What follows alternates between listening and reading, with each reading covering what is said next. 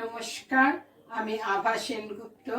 আমার ছোট্ট রান্নাঘরে বেসনের লাড্ডু বানিয়ে দেখাচ্ছি। যদি ভালো লাগে সবাই আমার ইউটিউব চ্যানেলটাকে সাবস্ক্রাইব করবেন ভবিষ্যতে আরও রান্না দেখার জন্য। লাড্ডু বানাতে বেসন, একটু খাবার সোডা, সাদা তেল, চালমগজ, চিনি, ঘি এবং জল তো লাগে। এবার আমি দেখাচ্ছি। প্রথমে বেসনের মধ্যে সামান্য খাবারের সোডা দিয়ে ওটাকে একটু নেড়ে চেড়ে তারপর জল দিয়ে বেসনটাকে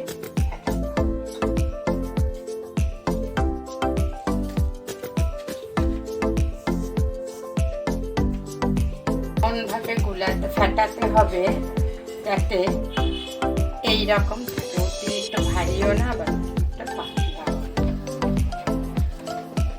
গ্যাস অন করে হাই ফ্লেমে প্রথমে তেলটা গরম করে এটা দিয়ে দিলাম।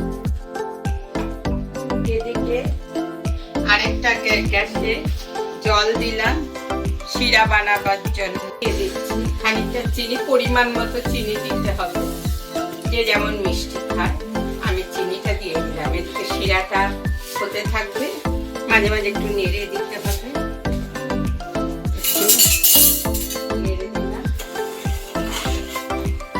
গেছে কিনা দেখার জন্য সামান্য একটু বেসন ফেলে ড্রপ ফেলে দেখতে হবে। যখন হালকা উপরে উঠে আসবে তার মানে তেলটা গরম হয়ে গেছে। এবার আমি বুঁদে বানাবো।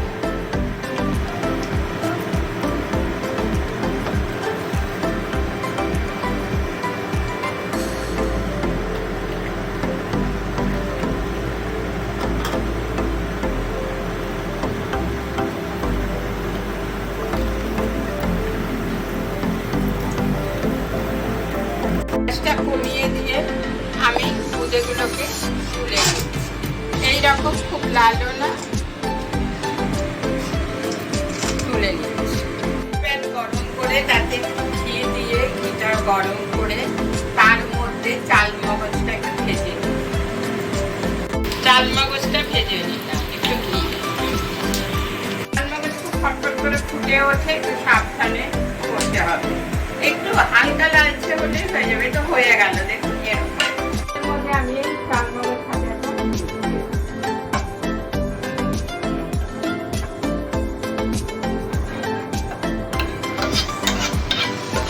জড়িয়ে আসতে হবে। একদম ছাড়া ছাড়া বুঁদে দিয়ে লাড্ডু হয় না, সেটা বুঁদে হয়ে যাবে। এখন আমাদের শিরাটা ফুটে উঠেছে, হয়ে গেছে। আমরা দেখবো হাতে একটুখানি গরম লাগবে, এরকম টান টান হলে তবে শিরেটা হয়ে গেল। এবার আমি শিরেটা একটু ঠান্ডা করে বুঁদেগুলো ঢেলে দেব। এবার আমি গ্যাসটা বন্ধ করে শিরার মধ্যে বুঁদেগুলো ঢেলে দেব।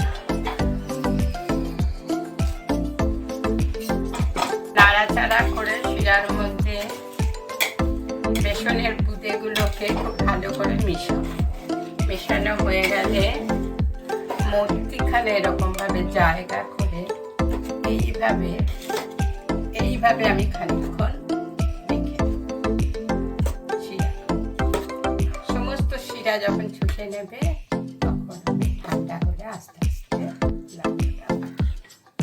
মাঝে মাঝে কিছু দিয়ে এভাবে আমি খুন্তি দিয়ে করছি। এভাবে নাড়তে হবে, ঠিক মধ্যিখানটা ফাঁকা করে। এভাবে নাড়ার পরে এবার দেখতে হবে ঠান্ডা হলো কিনা। হাতে একটু ঘি নিয়ে হাতের মুখটা আজকে পাশে রাখবো, এটাও ঘি মাখিয়ে। এবারে হাতের মধ্যে নিয়ে মুঠো মুঠো করে দেখতে হয়ে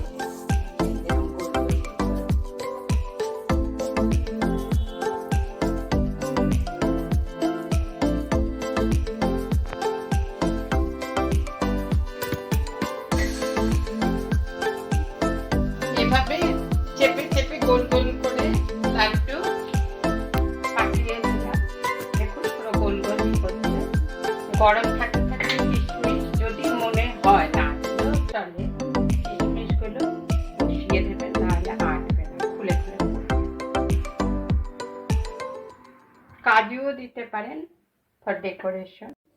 এই যে আমার লাড্ডু তৈরি হয়ে গেছে। যদি আপনাদের ভালো লাগে তবে আমার ইউটিউব চ্যানেলটি সাবস্ক্রাইব করবেন। লাড্ডুটা অবশ্যই একটু ঠান্ডা হলেই খাবেন।